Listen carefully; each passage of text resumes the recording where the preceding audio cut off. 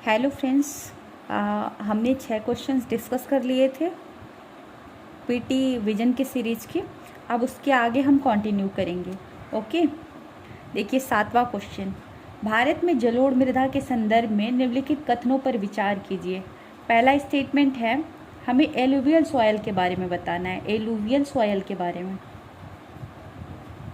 पहला स्टेटमेंट है, खादर और बांगर मृदा में कंकड़ होते हैं। क्या ये स्टेटमेंट करेक्ट है? खादर और बांगर दो टाइप्स के होते हैं एलुवियल सॉयल। खादर मतलब नया जो एलुवियल सॉयल होता है, न्यू जलोढ़ मिट्टी, उसको हम खादर कहते हैं। और बांगर जो पुरानी हो गई होती है जलोढ़ मिट्टी, उसको हम बांगड़ कहते हैं। ठीक है, तो ये स्टेटमेंट बिल्कुल करेक्ट है। खादर और बांगर मृदा में कंकड़ होते हैं। दूसरा स्टेटमेंट देखिए, जलोढ़ मृदा में फास्फोरस की मात्रा अधिक और पोटास की मात्रा कम होती है। हमें पता है सॉयल्स में क्या होता है, NPK, nitrogen, phosphorus and potassium. तो जो जलोढ़ मृदा होती है उसमें पोटेशियम ज़्यादा होता है, फास्फोरस कम होता है। तो ये स्टेटमेंट कह रहा है फास्फोरस की मात्रा अधिक होती है। ठीक है, तो ये रॉन्ग है क्योंकि इसमें तो पोटास ज़्यादा होता है, ना कि फास्फोरस ज़्यादा होता है। ठीक है, उल्टा लिख दिया ये स्टेटमेंट। तीसरा है, जलोढ़ मृदा मुख्यतः बलुई प्रकृति की होती है। नहीं, ये स्टेटमेंट गलत है क्योंकि जलोढ़ मृदा कॉम्बिनेशन होता है बलुई से लेके चिकने क्ले तक। बलुई मिट्टी भी होती है, उसके बाद एक क्ले तक जाते हैं। कई साइज़ की इसमें मिट्टियाँ होती हैं, छोटे छोटे पार्टिकल्स होते हैं। तो ये बलुई प्रकृति की होती है केवल, ये गलत हो गया।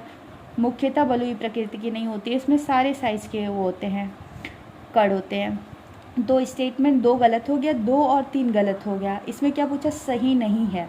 ठीक है, तो हमारा 2 और 3 सही नहीं है, तो हमारा ऑप्शन हो जाएगा बी, केवल 2 और 3 सही नहीं है। अगला क्वेश्चन, भारत के निम्नलिखित जीवमंडल निश्चयों पर विचार कीजिए। Biosphere reserve. ठीक है, हमें बायोस्फीयर रिजर्व के बारे में देखना है। ठीक है, पहला है मानस। मानस कहाँ पे है? असम में है। ठीक है, ये ब्रह्मपुत्र के नॉर्थ में है, ब्रह्मपुत्र रिवर के नॉर्थ में सिचुएटेड है। ठीक है, सुंदरबन पश्चिम बंगाल में, आपको पता है पश्चिम बंगाल और बांग्लादेश के हिस्से में फैला हुआ है। ठीक है, नीलगिरी ये तमिलनाडु के एरिया में फैला हुआ है, बॉर्डरिंग कंट्री बनाती है तमिलनाडु, केरला, नीलगिरी एरिया। पंचमढ़ी ये MP वाले रीजन में पड़ता है। और अचानक अमरकंटक ये छत्तीसगढ़ वाले रीजन में पड़ता है। ठीक है, तो पूछ रहा है उपर्युक्त जीवमंडल निचयों में से कौन सी कर्क रेखा के नीचे स्थित है। तो आपको पता है, भारत का हम मैप बना लेते हैं। ये है भारत, ऐसे करके भारत, केयरफुली आप देखो, ये है भारत का मैप, ऐसे करके आया हुआ है। ठीक है, एग्जैक्टली मैं बना नहीं रही हूँ, थोड़े मिस्टेक हैं इसमें। ठीक है, और 20 से होके, आपको पता है 20 से होके कर्क रेखा गुजरती है, टॉपिक ऑफ कैंसर। तो इसका फॉर्मूला होता है रागु झाम पोच्छ मित्र। रा से राजस्थान, गु से गुजरात, झा से झारखंड, मौ से मध्य प्रदेश, पो से पश्चिम बंगाल, छ से छत्तीसगढ़, मी से मिजोरम, त्र से त्रिपुरा। ये चारों स्टेट से होके गुजरता है। तो आपको पता है असम का रीजन जो होता है वो यहाँ के आसपास पड़ता है। ये रीजन जो है असम का है। ठीक है, ये रीजन जो है असम का है।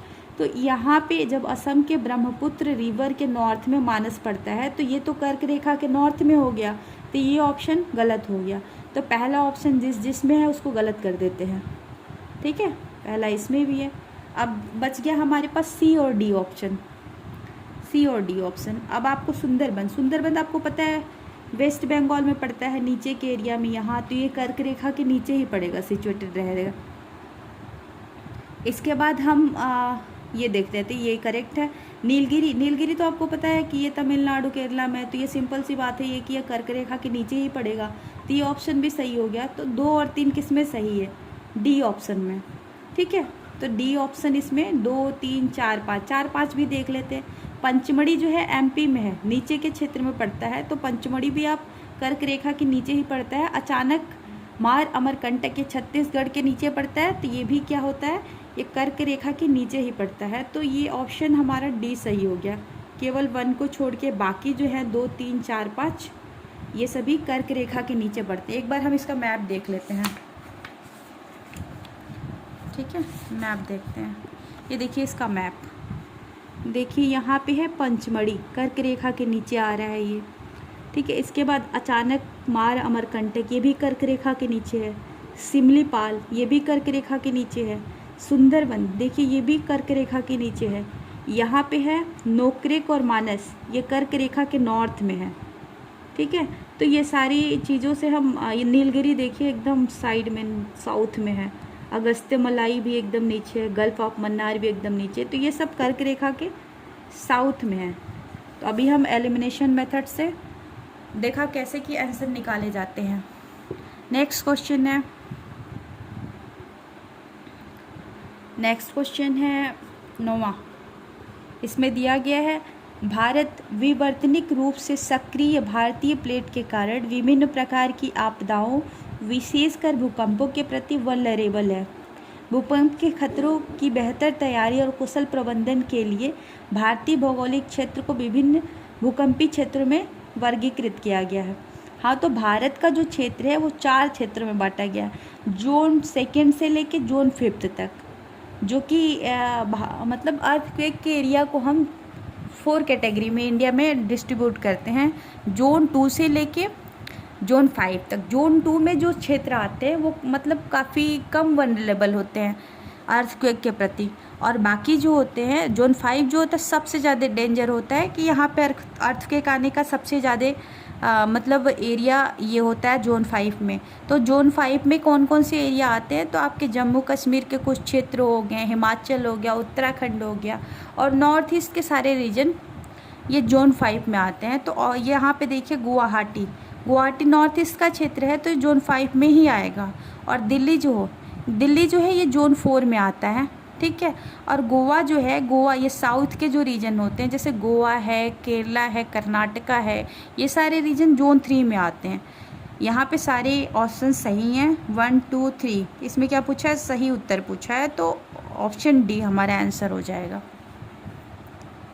अगला देखो क्वेश्चन, अंतर्राष्ट्रीय कृषि विकास कोष IFAD, international fund for agriculture development. IFAD का फुल फॉर्म होता है international fund for agriculture development.